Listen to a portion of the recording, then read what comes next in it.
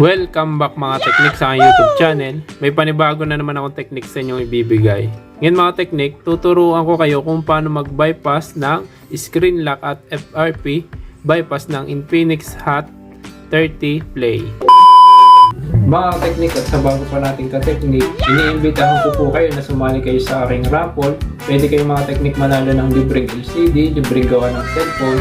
Mga teknik, ang gagawin nyo lang ay magko-comment kayo kung anong problema ng cellphone nyo at kung anong kailangan ng LCD. Pagka napili kayo mga teknik doon sa ating raffle, pwede na kayong manalo ng libreng LCD at libreng gawa ng cellphone. Kaya mga teknik, ano pang hinihintay nyo? Like, share, and subscribe.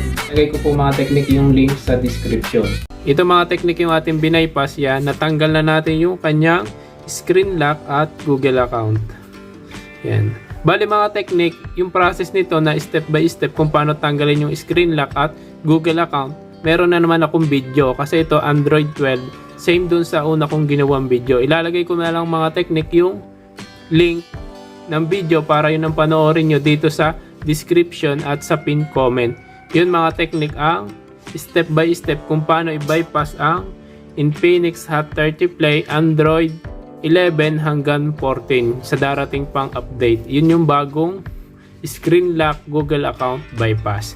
Yan, bali mga teknik, yun lang naman ang ginawa natin dito. I-update ko na rin kayo kung magkano yung replacement LCD nito. Mga kateknik, kapag class A LCD, ang singil lang ko ay 1.7 kasama na yung labor. Yung pagpapalit naman nito mga teknik na LCD, marami tayong video sa ating YouTube channel. Yun na lang mga teknik ang panoorin ninyo. Kung may tanong pa kayo, huwag nyo kalimutan mag-comment, mag-subscribe.